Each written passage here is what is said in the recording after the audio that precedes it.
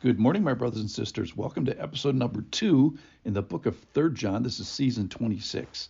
Today's title Is He the Boss of Me? I'm going to tell a great story in a little bit here. In 3rd John, there are basically three categories of people.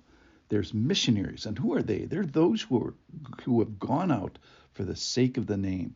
And in my experience, they're wonderful and attractive people. But you cannot be local friends with them because of the distance of them going out for the sake of the name. This also puts them at a unique financial position, and they're not getting support from the world, from the Gentiles. So verse 8 of 3 John says, therefore we ought to support people like these. So we ought to support people like these that have gone out, that their support comes from the church, which leads us to our second category of people that is in 3rd John, which is missional people.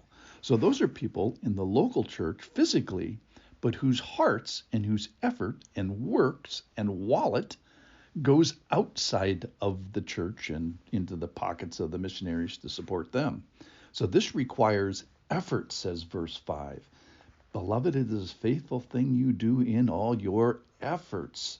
And it requires work, it says. It also requires faithfulness. It requires love. It requires sending, and it requires support. So this is a very, very active participation of the congregation. Verse 6 says, who testified to your love before the church. You would do well to send them on their journey. So the church has a responsibility to send, and the missionaries have a responsibility to go out. And it's kind of a ham and egg thing where everybody does their job.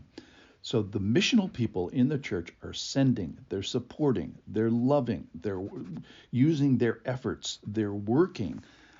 Behind the scenes, they're acknowledging authority, that this is the way the Lord has it.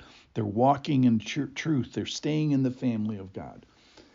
Well, in this story, there's a third character, and he's the anti-missionary.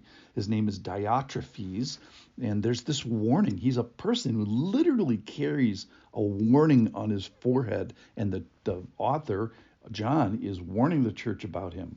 Listen, and I have written, this is verse 9, I have written something to the church, so he's warning them, but Diotrephes, who likes to put himself first, so that's a bad thing, does not acknowledge our authority. We've got to talk about that. So if I come, I will bring up what he is doing. I will remind everybody of his badness, talking wicked nonsense. So he's rebellious with his mouth as well.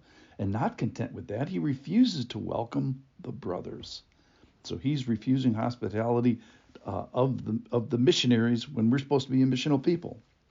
And also, get this, he even goes a step further. He stops those who want to and puts them out of the church. So he has an eye for the missional people in the church who are supporting and sending the missionaries, and he's throwing them out of the church, which is just crazy. So he's like the anti-authority. He's disrupting the order. He's teaching bad things. He's using his authority in a bad way. So authority is a major unresolved problem in many bad churches. And authority is a major resolved issue in many good churches. And you sort of have to get the authority issue understood so you can get to the good stuff. All right, so here's my story for the day. So being a grandparent is about 99.5% love, fun, rainbows, and puppies. Got a 5-year-old grandchild, and one day he was doing something foolish, and I told him to stop, and he kept doing something foolish, and I told him to stop. So he leaves the area. He goes and finds his mother, and I could see this happening across the room. And he kind of nods towards me, and he asks his mother, is he the boss of me? So he asks it out loud. You gotta love this. And this is a question we all ask, but you just don't hear it out loud very much, and it's just beautiful because children are sort of without guile. And he was asking, what's the authority chain here, and who do I have to obey? Because this is more complex than I want it to be. Well, Diotrephes is a guy who gets that question wrong. He's gone rogue, and he's out of the authority chain. He leaves the discipline of the church authority, and we can see this because he has this wild tongue. He's speaking against the true disciples. John was an actual disciple. He also has wild actions, and throwing these people out of the church is a good example of that, and not supporting those in the church that rightly deserve the support of the church. And then he doesn't support those in the church who are supporting those in the church who rightly deserve support.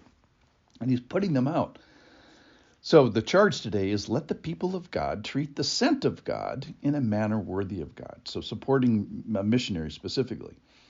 Also, but on this is to let the people of God treat the deliberately not of God. This character here, Diophnes, is a good example of that, as they are not of God. So people not deserving of allegiance, of our heart and our attention and our wallet. So the problem with Diotrephes is that he comes with a warning label. Why? Well, he's a leader, he's a teacher, and he's not connected to the truth. And he's using his teaching power and leadership power for evil and sort of being the anti-church, anti-missionary. So the problem for him is that he kind of started like my grandchild. He asked the question, who's the boss of me?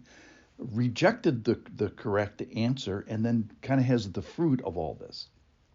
So teaching point for us today is in the church, don't be an anti-missionary. Don't get the authority thing wrong, and then all the subsequent things about teaching and action. But either be a missionary, be one sent out, which is fantastic. And if you're not a sent out one, then you are one who stays in, but works and has effort and is faithful and loving and is sending and supporting those who are sent out. Thanks for listening.